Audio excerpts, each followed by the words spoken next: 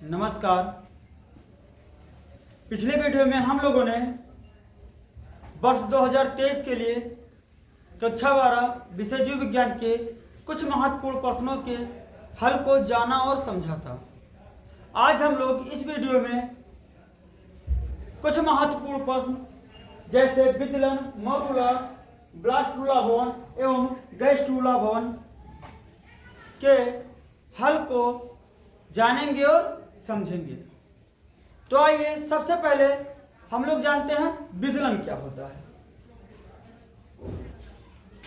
जब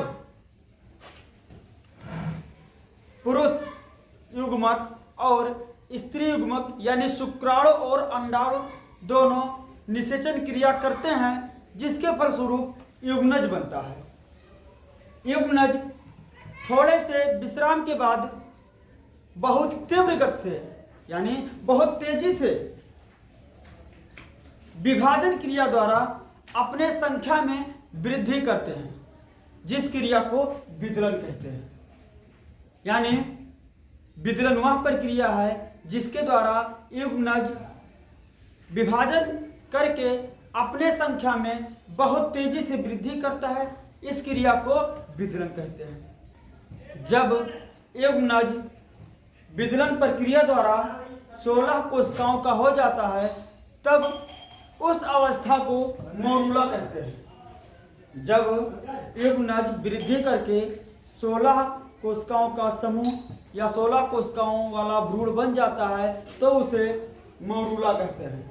अब मॉड्यूला की स्थिति में जो भ्रूण होता है वह फैलोपियन नलिका से गर्भाशय में पहुंचता है। फैलोपियन नलिका से गर्भाशय में पहुंचता है, यानी फैलोपियन नलिका में क्या होता है, जब भ्रूण 16 कोश की अवस्था में हो जाता है तो उसे कहते हैं मॉड्यूला। अब मॉड्यूला की ही स्थिति में क्या होता है, भ्रूण गर्भाशय में आता है। कहां पर आता है जी? गर्भाशय में आता है। कुछ समय तक क्या होता है, ये जो 16 कोश के भ्रूण यानी मॉड्यूला की अवस्था में जो भ्रूण होता है, गर्भाशय की दीवारों द्वारा स्रावित गर्भाशयी रस में डूबे रहते हैं तथा पोषक पदार्थों को इकट्ठा करते हैं, जिसके पश्चात ये बहुत तीव्र गति से वृद्धि करते हैं तथा इस भ्रूण में एक गुहा बन जाती है। जब इस भ्रूण में गुहा बन जाती है तो उस स्थिति को ब्लास्ट-टूला भवन कहते हैं। क्या कहते हैं? ये ब्लास्ट-टूला भवन कहते हैं। उसके पश्चात ये भ्रूण लगातार वृद्धि करती है। क्या करती है जी? लगातार वृद्धि करती है और लगातार वृद्धि के पश्चात यह भ्रूण त्रिस्तरीय बन जाता है, यानी 3 स्तर वाली बन जाती है। यानी ब्लास्ट-टूला भवन के पश्चात यह भ्रूण लगातार वृद्धि करती है, जिसके फलस्वरूप यह भ्रूण 3 स्तरों वाली बन जाती है, यानी बाह्य स्तर, आंतरिक स्तर और मध्य स्तर वाली बन जाती है। इस अवस्था को कहते हैं गैस-टूला भवन। ठीक है ना? यानी एक बार फिर से समझते हैं।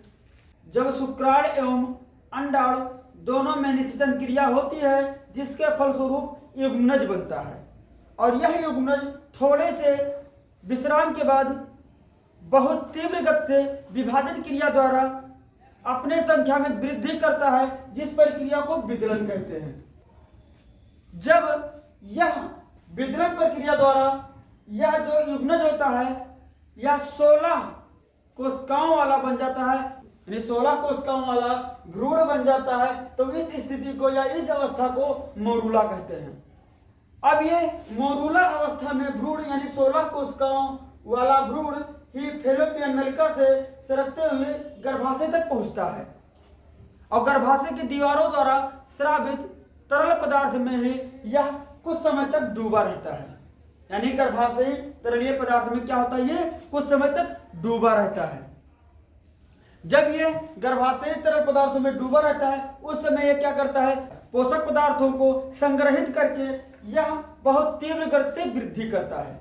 विभाजन प्रक्रिया द्वारा यह क्या करता है, बहुत तीव्र गति से वृद्धि करता है, जिसके फलस्वरूप इस भ्रूण में एक गुहा बन जाती है और इस अवस्था को ब्लास्ट-टूला भवन कहते हैं। क्या कहते हैं जी?